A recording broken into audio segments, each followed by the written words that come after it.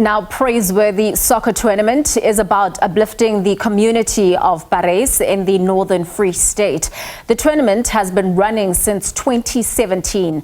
Alongside the event, there is a feeding scheme that helps underprivileged people, especially children.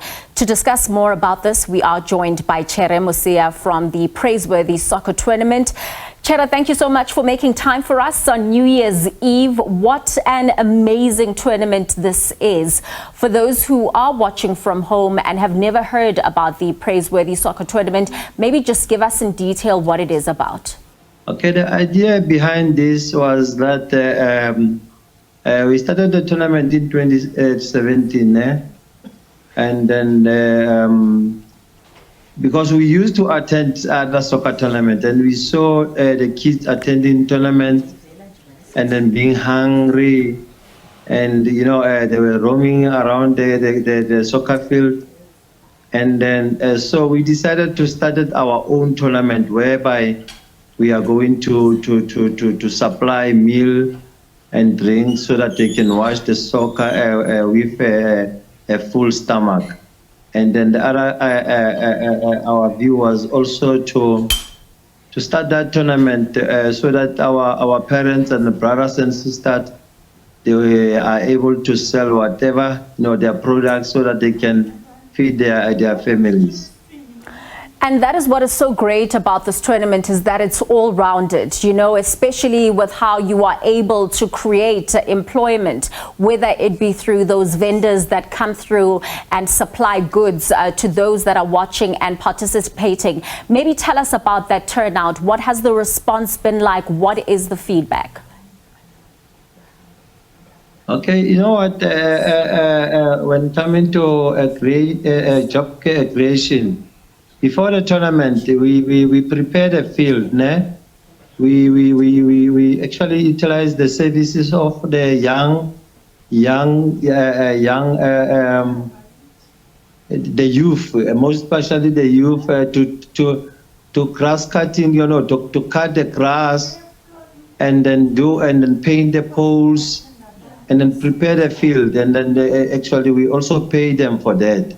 So that create some job for them, and then during the soccer tournament we also utilize the service of the youth, to clean the area. We also every day we clean the area. By that the job is created, and then they are also able to sell whatever they can sell, at least as a part of the job creation.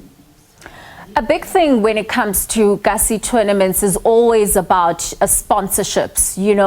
Are you finding that big corporates are willing to come through to small townships, plow in that money, inject that cash to make sure that these kind of tournaments succeed and that they continue to do the work that they're supposed to do, which is to benefit the community? That's where the big problem is, Swami. We are finding it very difficult to get sponsorship, very, very difficult.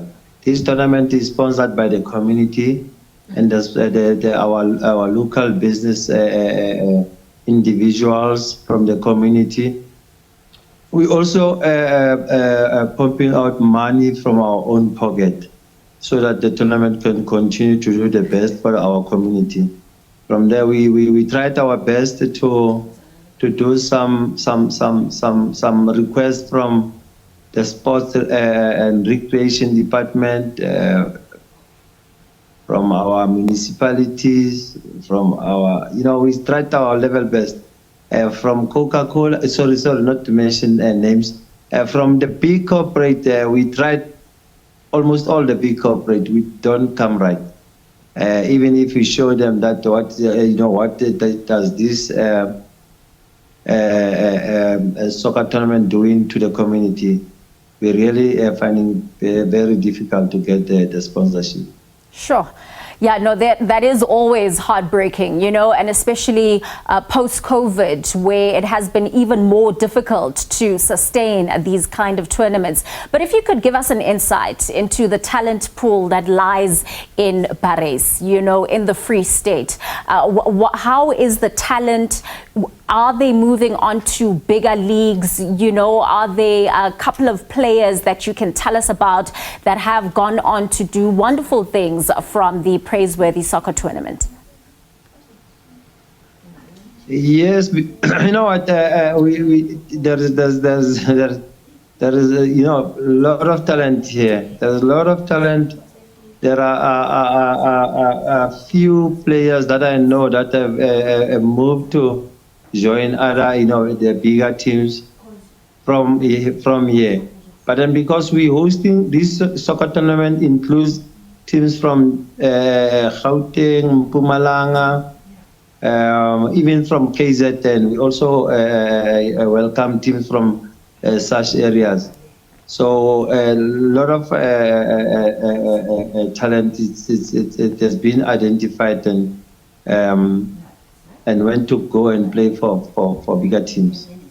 Absolutely, and just a couple of hours will be ushering in the new year. What is your hope for this soccer tournament? Not only in 2024, but beyond. What do you hope to see it achieve, Chere? You know, if you know, we are praying. I'm praying almost every day, so that maybe one day a good Samaritan can answer our prayers by getting a bigger, maybe not bigger, but the sponsorship that can help us to continue doing what we are doing, more especially for these children that are attending soccer games or attending sports. You know, those kids, if you can see them, they're really, it's heading to see, you know, when they are making queue and then waiting to get their meal, and then after eating and then watching their soccer, you know, it also encourages them to actually to love sports, you know, to see sports as one of the most important things in their lives. Because, you know what, if you can see them, how they really appreciate.